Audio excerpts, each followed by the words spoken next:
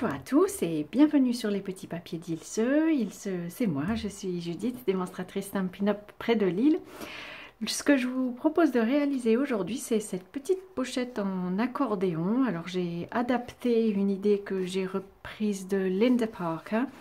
Son idée de départ, c'était de pouvoir y mettre des sachets de thé. J'ai trouvé l'idée un peu assez sympathique pour pouvoir faire une petite sélection et l'offrir, mais bien entendu la pochette pourrait servir à toute autre chose. J'ai d'ailleurs déjà des idées d'adaptation. Donc les mesures que Linda Parker avait données étaient en pouces, je les ai calculées et adaptées en centimètres. Pour réaliser ce projet, nous allons avoir besoin d'une feuille de papier cartonné. Ici j'ai pris Merlot Magique, donc il vous faudra 2 feuilles au total. Il faudra y découper une languette qui mesure 29,7 cm ici sur 8. 2 morceaux qui mesurent 8,7 cm ici sur 10. Une petite partie qui mesure 7 cm et demi sur 3 cm et demi. Et 4 morceaux qui mesurent, je cherche sur mes notes, 8,7 cm sur 7,9 à peu près. Il faut un peu moins de 8 cm. Pour la décoration, il faudra aussi 2 morceaux de papier de série design qui mesurent tous les deux 7,7 sur 7 cm. Je les ai pris dans le papier de série design spécialité pétales séchés, je l'aime beaucoup. Je trouve qu'il est très joli. Et un autre morceau qui mesure 7 cm sur 3. Nous allons maintenant pouvoir commencer à faire les plis. Alors sur la longue bande qui mesure 29,7 sur 8 cm, nous allons pouvoir faire des plis dans ce sens-ci à 4 cm, 8 cm, 17 cm. Alors 17 cm, c'est une mesure qui n'est pas très pratique sur ce coupe-papier-ci. En fait, je mets la première ligne que nous avons placée en face des 13 cm qui se trouvent ici. Ça va nous mettre exactement à 17 cm. Ensuite, 21 cm. Voilà. Et donc la dernière marque c'est 29,7 cm, donc on n'a plus de marque à faire. Par contre, sur les morceaux que nous avons en 2 exemplaires, donc celui qui mesure 8,7 sur 10 cm, nous allons marquer un pli à chaque centimètre en fait. Donc 1, 2, c'est ce qui va nous servir, c'est le morceau qui va nous servir à faire l'accordéon. 4, 5, 6, 7, 8 et 9. Je fais la même chose sur le deuxième morceau et je vous retrouve. Nous allons maintenant pouvoir former les plis. Sur cette longue bande, ils sont très simples. On les fait tous dans le même sens. Tournez donc vers l'intérieur. Voilà, ces plis-ci sont marqués. Par contre, sur les 2 morceaux que nous avons, on va les faire en fait en accordéon. Donc on les plie le premier dans un sens, le deuxième vers soi, le troisième vers l'extérieur, voilà, ainsi de suite.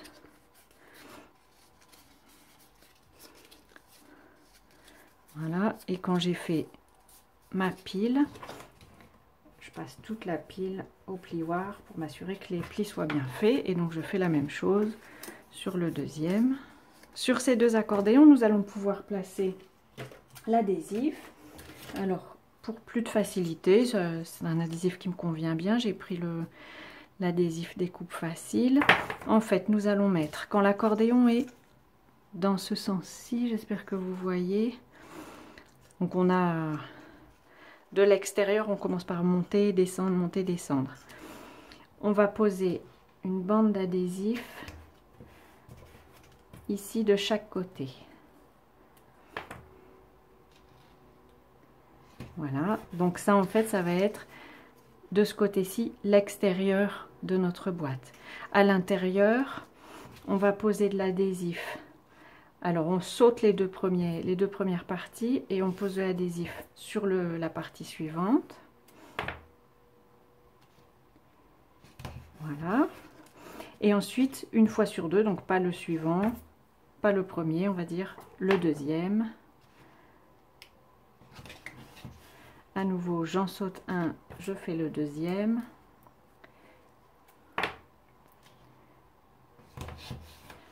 Et à nouveau, j'en saute un, je fais le deuxième.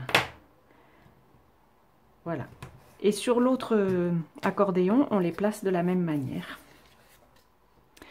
Pour assembler l'accordéon, il convient de prendre quand même quelques précautions pour s'assurer qu'on les colle convenablement.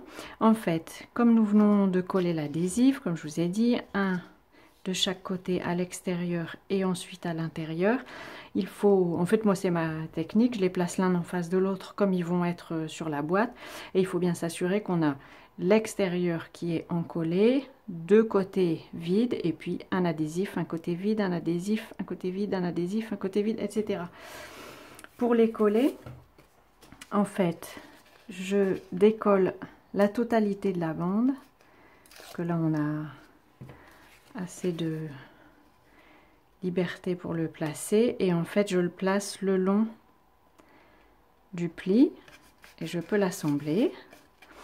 Et ensuite je fais la même chose en face pour ne pas avoir tout un livret d'un côté qui serait peut-être difficile à coller, j'en sais rien, je n'ai pas essayé. En tout cas j'ai essayé cette technique-ci, elle me convenait bien. Peut-être en essayerez-vous une autre, si c'est le cas dites-le moi. Et donc je fais de la même manière, je le place de ce côté-ci, voilà. Et j'ai bien deux accordéons ici, puis un côté encollé, puis je fais la même chose avec le suivant. J'enlève toute la languette, je place, donc le rectangle est dans ce sens-ci, hein, le côté le plus long est vertical, enfin vertical quand on le tient dans le bon sens. Voilà, donc j'ai collé une deuxième partie, je le mets bien positionné, je décolle la languette et je peux coller le deuxième côté de la même manière. Et je m'assure à chaque fois que tout est bien positionné, ça m'a l'air bien. Et vous pouvez continuer de la même manière sur les suivants. Maintenant que mon accordéon est terminé, je vais passer à la décoration de la partie extérieure. Alors ici, on va voir la languette qui revient sur le devant. Donc c'est la petite partie et j'avais envie que ces coins soient arrondis. Donc je prends ma perforatrice et je vais faire la même chose sur la languette que j'ai égarée. La voici. Donc la languette, il y a donc deux côtés sur la même longueur que j'arrondis. Je vais aussi, pendant que j'ai la perforatrice, arrondir mon papier de décoration. Alors en fait c'est un papier qui est spécialité, qui est vraiment très fin. Alors pour pouvoir le perforer sans qu'il se déchire, que ce soit propre, en fait je place un morceau de papier cartonné, une chute en dessous, comme ça ça se découpe proprement. Je vais pouvoir le placer le papier de série design. Voilà.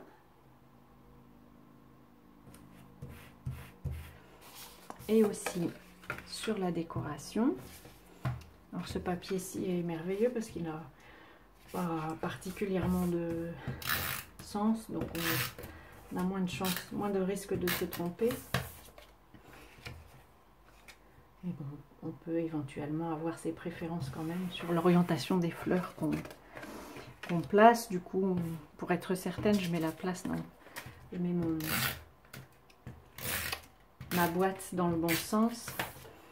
Quelquefois que je trouverais plus naturel l'orientation une orientation sur une autre. Voilà.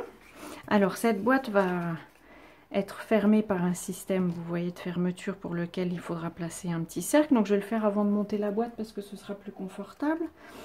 je vais prendre, voilà, mon outil qui va me permettre de placer un trou. Alors, sur celui-ci, j'avais mesuré quand même 4 cm parce que j'avais envie d'être au milieu. C'est le genre de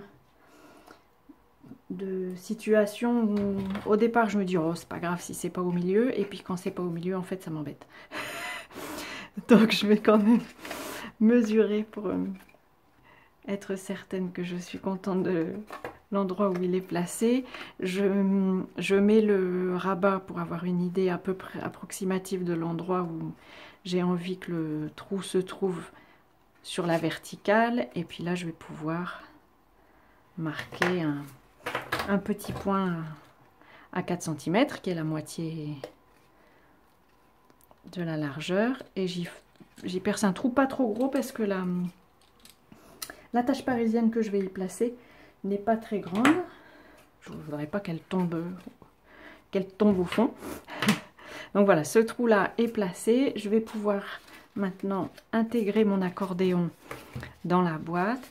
Alors vous connaissez mon petit truc. En fait je ne décolle qu'une partie, je vérifie que vous voyez, je décolle seulement une partie de la languette et je la replie comme ça sur le côté pour pouvoir l'attraper.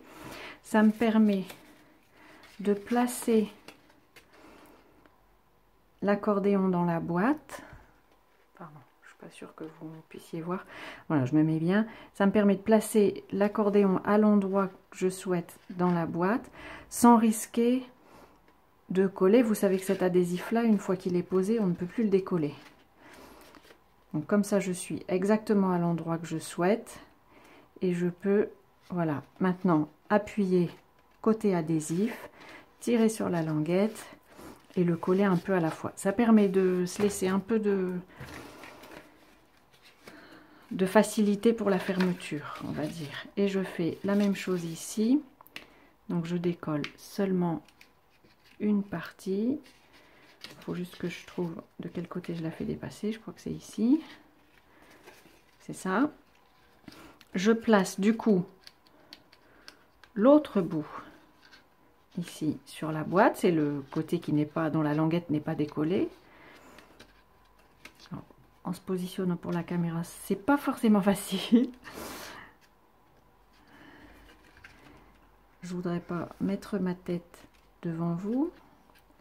Voilà, là je l'ai bien positionné. Je peux enlever la languette et bien appuyer. Pour m'assurer que le tout est bien collé, je peux aussi glisser mon plioir et m'assurer que tout ça est bien mis. Je vais faire la même chose avec l'autre partie, avec le devant. Je décolle seulement le début de la languette que je laisse dépasser sur l'extérieur. Je place mon accordéon.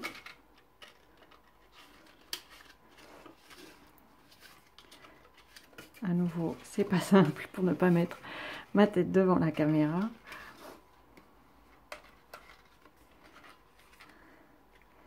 Voilà, je vais me positionner comme ça.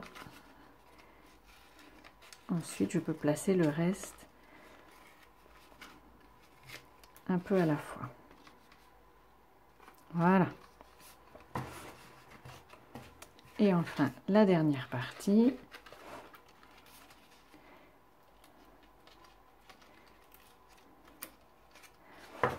Que je peux placer sur le bord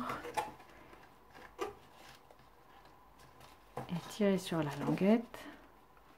C'est comme un dessert que j'ai connu quand j'étais petite. Pour la fermeture, donc j'ai hors caméra posé des dimensionals. Vous voyez que ce sont des chutes de mini dimensionals. Je découpe le bord en fait. Et j'ai utilisé un dimensional au milieu pour coller une ficelle à rôti. Donc là, c'est la ficelle à rôti brune dune du lot ficelle au naturel qui contient 4 couleurs. Vous voyez qu'il y en a que j'ai déjà bien utilisé. Et donc, nous allons pouvoir le coller sur le rabat de la boîte, de l'étui, devrions peut-être nous dire. Alors je le colle un peu vers le haut parce que sinon je trouve que les effets d'arrondi sont un peu bizarres. Voilà. Pour pouvoir fermer ici et placer l'attache parisienne, j'aime bien y faire, je cherche ma perforatrice, voilà. J'aime bien y ajouter un petit cercle. Ici c'est un tout petit cercle d'un demi-pouce que je perfore à nouveau dans la couleur Merlot Magique. Je vais aussi y faire une petite perforation au milieu pour pouvoir glisser une attache parisienne que je cherche, voilà. Je prends une petite attache parisienne, elles sont vraiment toutes petites celles-ci, mais elle va me suffire amplement puisque c'est le cercle que nous allons placer maintenant qui va servir de fermeture. On va pouvoir y glisser la ficelle à rôti. Alors je commence à écarter un peu les ailes de l'attache parisienne. J'aurais pu placer tout ceci avant d'assembler mon étui, mais je ne l'ai pas fait, ça n'est pas grave. J'arrive par l'intérieur à sentir les languettes et à les écarter.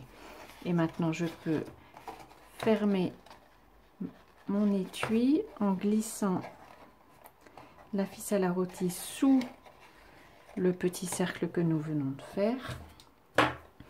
Et puis je vais pouvoir couper le reste de ficelle. Voilà, nous avons la jumelle de mon prototype.